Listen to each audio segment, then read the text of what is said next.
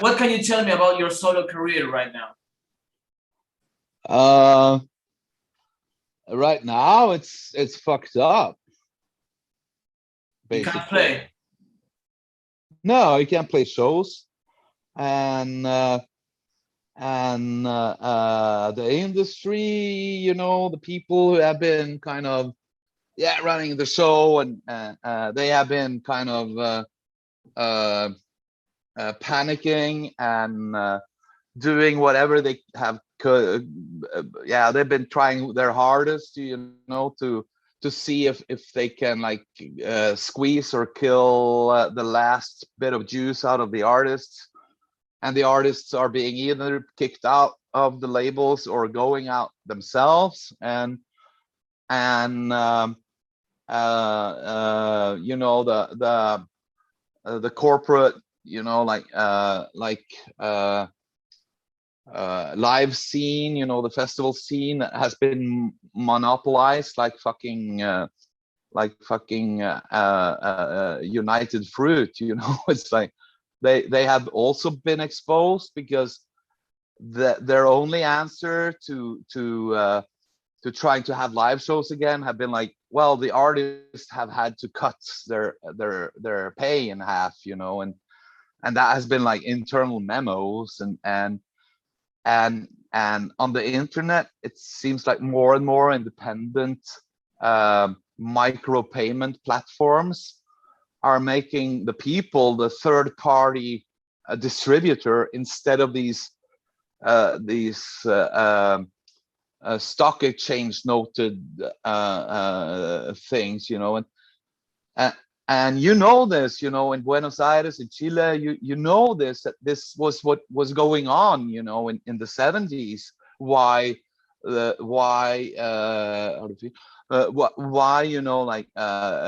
Peron, why Pinochet, why they came to power.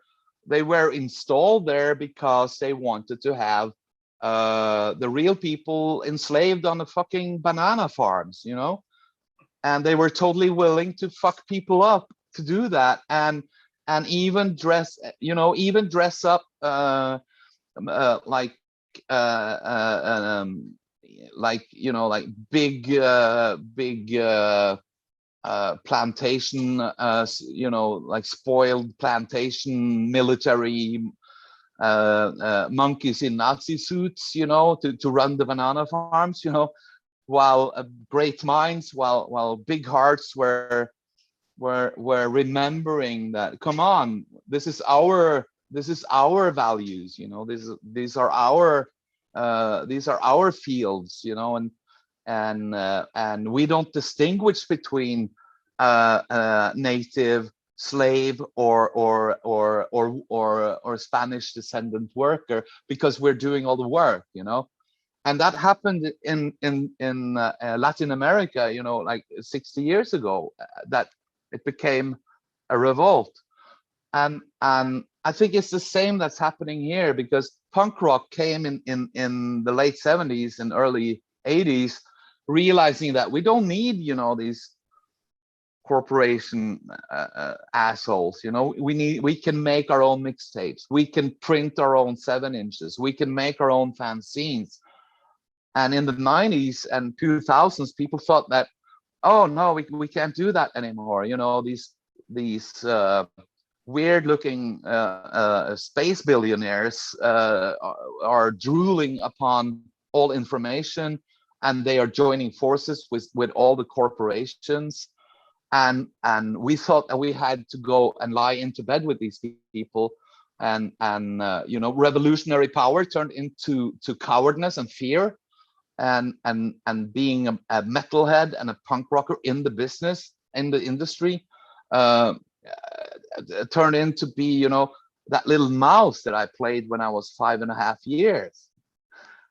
You get me? Yeah, I do. Yeah, I do. And actually, I'd rather be that little fucking mouse now, because I don't want to be part of those corporations anymore, because they are fucking banana farmers under Peron and Pinochet, and the true power It doesn't care about, you know, ideology or economical system or whatever, you know.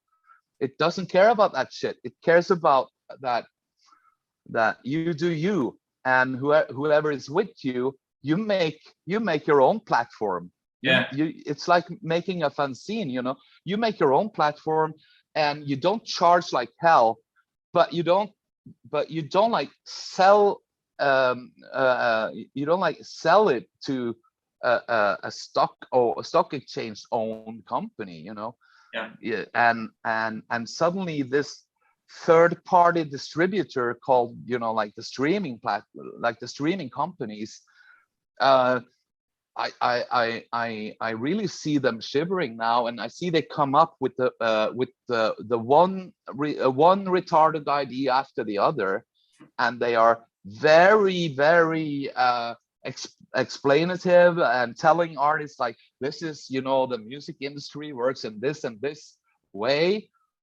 And if you ask them, yeah, what kind of fucking way is that? You just came up with that because you didn't want to lose your job. And the people who owns you and employs you, they don't give a shit about music or art or people, you know. They give a shit about four times a year. They want to see green numbers instead of red numbers, you know. And so don't explain to us how the music industry works. No, it doesn't work. That's kind of like being told by Pinochet how the banana industry works, you know. Come on, you're a fucking banana Nazi. Okay. You shit brown bananas out of your ass. Come on, we were not supposed to listen to you. We're supposed to execute you, you know. So please.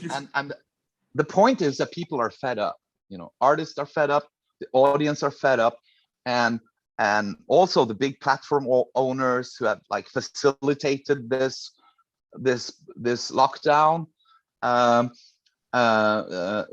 You know, you don't have that server park, you don't have facilitated all that hardware unless you have planned to isolate people in their homes, and their only communication tool and only work tool is digital, you know. And that's why people are becoming fed up with that, you know. Hank, what's the main difference you find between Egomania from 2018 and Dead from last year? Well, it's very funny that you ask this, because it's Easter now, and you live in a Catholic country, and the mystery about resurrection and death, you know, it's actually I made Egomania basically based upon all the spiritual and cultural mythology that also led to the big world religions like Catholicism in Latin America, also then mixing with you know, Aztec and Inca and smaller, you know, tribal cultures, and making a big scenery that I did like release Egomania on Dia de la Muerta in November 2nd or 3rd, I think it was, in 2018, and you see Hank von Hell in white with all these flowers coming back from the dead, you know. So I started my comeback with actually a Dia de la Muerta resurrection, and then the album Dead was actually an answer to that fiesta having gone over, you know. It was over, and like then the fiesta is over, Dia de la Muerta is over. You need to go back to be Hank again, and be black again, and be dark again. And I said, yeah, I can do that. And I was asked for a title, you know, what's your title? And I said, well, what do you think? And my people around me said, well, it should have to be about death, because the Dia de la Muerta is over, and you have to go back to death, and it has to be like like Motorhead, Dangerous, you know, and yeah, give me a suggestion. And I said, well, it can be called Death from Above, yeah, or Detonator, you know. And I said, no, it's not about death. It's about being dead. The album is going to be called Dead. And you know, they started to cry because they wanted to say, death is like la muerta, you know, but to be dead, it's like you being, it's a personal thing, and your family, you know, your grandfather is dead. Everybody has death, but the one there, he's dead. And you know, I used 2 months to fight with my label and say, I want to use that word, but no, but you have to mix it with others, because other words, and you have to make it like something something more, because then it's not so difficult. And I asked, what the fuck do you have against the word dead? Nothing else. And they said honestly that, well, it starts me want to cry, and I become really scared of dying, and I really miss the people that are close to me who are dead. And I said, well, I think we actually beat fucking black metal here in Darkness, because you cry like children when I say that the album is going to be called Dead, and it's just this word. And then I got the acceptance for it, but I needed, you know, to actually relive my own dead. You know, I had to die again. I had to rise again. My whole personal story from what you asked me when I was a little mouse, you know, on stage back then. That was the summer when I had my 6-year-old birthday, June 15th in 1978.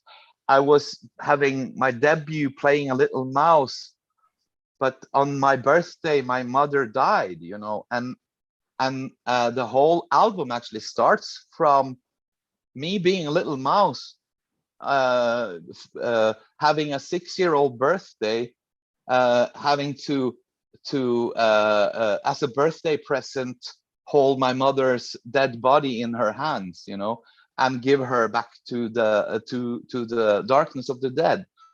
And Egomania was this fiesta, and a dead is actually the longest funeral I have ever described, because it's my own funeral, you know. And it's not about me being dead, it's about the listener